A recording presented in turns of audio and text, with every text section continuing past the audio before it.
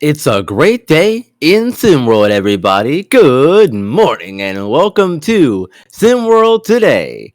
I'm B-Ron, and joining me this morning, the cowboy himself back again in the saddle with me, JR Storms. JR, sorry about your dang luck. We had to witness some basketball last night from Syracuse, but hey, we're here and we're going to talk about all things that went down yesterday in SimWorld. How you doing, man?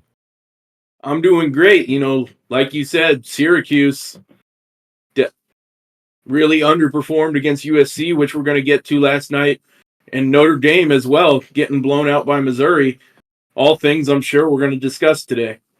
Yeah, we got some things on the table. Let's go ahead and let's talk about them. Let's get it started, shall we? With the first broadcasted game of the night. That was the SimWorld U game of the week between Tennessee and UConn. UConn ended up being home for that after some swapping going on, and UConn did not make the home crowd happy at all in that one. Actually, Tennessee gave them a rough time, especially on the defensive end, and they ended up winning the game as a result. 74-60. They looked like the number 3 team in the nation. And me and y'all were saying in the booth, y'all just said it. Numbers matter, and 3 is better than 9 in this case. And certainly looked the way last night. Yeah, and it was when you look at the watching the game last night, it was like going in, you would have definitely bet on that as being the game of the week. But in a sense, to me, kind of didn't live up to the hype. Was hoping for a little bit closer of a game personally, but you had Tyree Doak step up defensively for Tennessee, picking up a couple steals, and he having like 6 assists. Vekic was a madman on the boards, and UConn, they could just never really get on a roll and get get consistency flowing. So definitely Yeah, kind of a strange game in a sense for them. And also given the fact that UConn out rebounded Tennessee and Tennessee still managed a double digit victory. Definitely not a combination you see very often. no, you don't. But when you look at it from the other side, of the fact that UConn had a really hard time taking care of the basketball, especially for Reed Redmond, that also didn't do them any favors in terms of trying to get any momentum going on their side. They had the lead down to, I think, at 1.5 a few times, but it never could get past that 5-point margin because, again, Tennessee's defense was really, really good last night, I think, and that was a big part of why, why that game ended up being the way it did. Tennessee turned the ball over 9 times as a team, while UConn, if that number is right, if I'm reading the number right, that's 18 or it's a 10. One of the two, but either way, it's not good. Can't turn the ball over that much and expect to win. No, not at all. Tennessee definitely outplayed UConn on the defensive end without question, and that was the ultimate difference maker.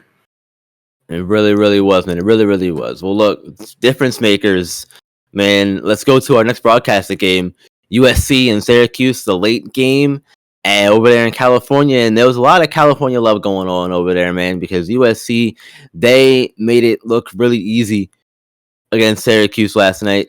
65-44, another one of those games where one team had everything going their way and the other one did not at all. Darren Cruz struggled in that one. Took 17 shots and only made 6 of them. He had 12 points in that one. Quintel Patterson for USC, he did good himself. 10 points. He had a steal in there, 2 assists. But overall, again, USC looked like the much better team, and they're 2-0 to start the season. Yeah, no, and first off, I'm going to say if you're a fan of offensive explosions and, high octane offense, this was not the game for you. But if you're a fan of some good old fashioned, classic hard nosed defense, this was the perfect game for you. USC coming out with a 21-point win, dominant dominant defensively, about as dominant as you can possibly get, holding Syracuse to 30% as a team from the field. Jackson McLean, very active on the boards. And the Trojans only had Quintel Patterson, like you said, with 10 points. He was their only guy in double digits. So defensively was unquestionably the name of the defense was unquestionably the name of the game for the Trojans last night. And I think that's going to be really their identity as the season goes on.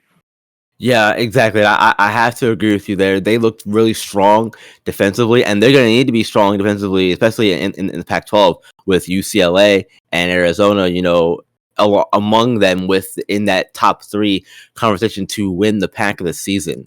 I think that's going to have to be their calling card, like you said, to continue going forward and having success on the season.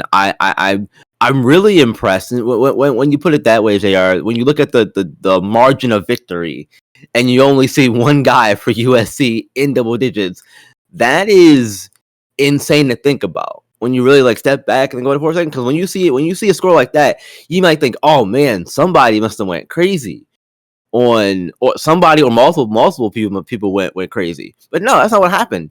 Yeah, like you said, one guy in double digits, Quintel Patterson. We know he can play, but to have one guy in double digits and to play like that defensively as well as they did, to not need somebody to go get 20 points, is huge. Yeah, definitely just another sort of strange game last night. But I mean, like I said, if you're a fan of some good defense, that was the game for you. 100%. And there were a few close games last night, but our last one here also isn't one of them. There was another set of ranked teams going at each other. Alabama and Iowa. Number 7 Bama, number 19 Iowa, and once again we see the disparity. Numbers really mattering between the ranks of teams here. Iowa's coming to the season with a little bit of fanfare around them, starting off strong, but Alabama said, "Hey, we're a top team in the nation. We're going to go ahead. We're going to prove it to you." And they did exactly that. 94-63 win over the Hawkeyes. And Alabama. And this was a quiet night from DJ Childs too. He wasn't really efficient shooting wise. It was Don Epps and Quincy Henderson who did a lot of the heavy lifting for them last night. And on the other side of that, Iowa's big name Lamarian Sherwood, he didn't do a whole lot either. They really game planned around him and took him out of the game. And that's what a good team will do to you. They'll take out your star, make someone else beat you. That someone else was Stacey Van Arsdale. Couldn't do it. But he did have a pretty good night, though. What was that? 16 points, 8 rebounds. Had a pretty good night, but wasn't enough. No, it wasn't, B-Ron. And Alabama just simply explosive last night offensively, showed how good of an offensive team they can be. Yeah, Very they balanced really did. offensively while being so dominant, excuse me, across the board. And like you said, Dwan Epps and Quincy Henderson, the unquestionable top 2 guys for the Tide last night. 46 combined for 46 of those 94 Alabama points, and only holding Lamarian Sherwood to 13 points and 6 boards. So quiet night from Sherwood, but you definitely saw the capability of what this Alabama team can do. Yeah, and this Alabama team, I've seen a lot of questions around them, especially after these recent games here to start the season. They're looking like contenders to, at the very least, make the quad. I would say early on, JR. What do you think about that? Oh yeah, 100%, 100%. Easy pickings there from the Cowboy. I like that. Well, look, we got something new to showcase this morning. Something we want to try. Let's get into it. Benari James, Isaiah James, and Barkley James. We know those are the big names in that family playing basketball these days, all in SimWorld U now. And Barkley decided to take his talents to Auburn and play there. Not wanting to follow Bernard to Davidson, not wanting to follow Isaiah to South Carolina. He wanted to try to make his own, carve his own path. And so far, I'd say he's done a pretty good job of it with a hot start at Auburn. And he was on a podcast episode for Auburn, school podcast, and there was a clip of him that started to make the rounds. And let's see what it is, and let's talk about it. It has me feeling that I can really do anything right now, showing that I can actually do something out of someone's shadow. Don't get me wrong, they were good, and I loved them, but finally out of the shadow and proving what I can do makes me feel like that I can become a star like no one else could be. That was about how he feels about his hot start at Auburn so far. And JR, something that I want to note there. He mentioned Benari without mentioning Benari. You know what I mean? Because he talked about the shadow bit, because him and Benari both played on the same teams in SimWorld Prep, the Indy Stars first season, and then last season with the Heartland Zombie Stars. So there is no question, again, that Barkley's been off to a really hot start for Auburn. What do you think about what he had to say about his response? Well, I definitely think that's having a chip on your shoulder like mentality there by Barkley. He's been a complimentary piece all the way up to this point, throughout his SimWorld Prep career. Now, heading into SimWorld U, he wanted to go somewhere where he could really sort of fight to be a top option type of player and not just be an afterthought or a second or even a third option offensively. But I think he wanted to go somewhere where he could truly show what he was capable of offensively. And I think Auburn's the place to do that. Yeah, I think that especially for a guy like Barkley, we've seen what he can do in SimWorld Prep with his shooting, especially in particular, and it seems like a lot of that has just gotten better over the course of the offseason as he got ready to play for Auburn this upcoming season.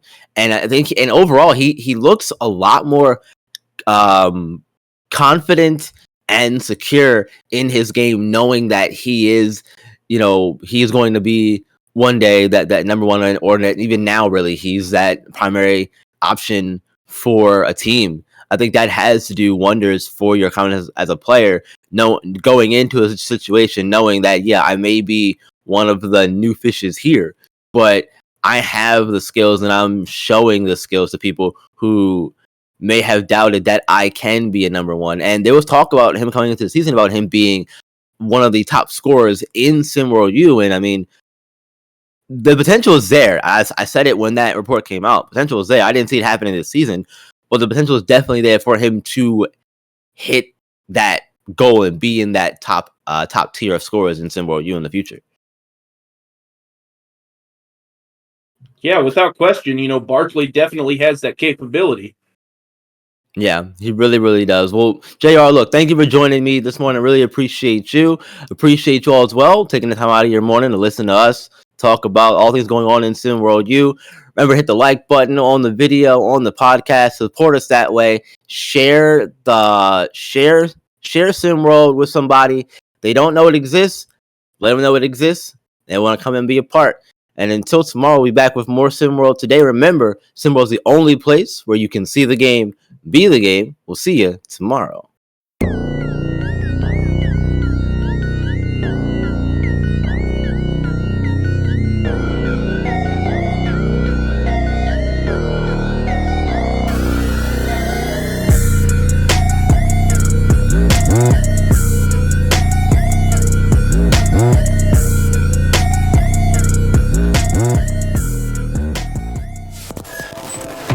This has been a presentation of SimWorld.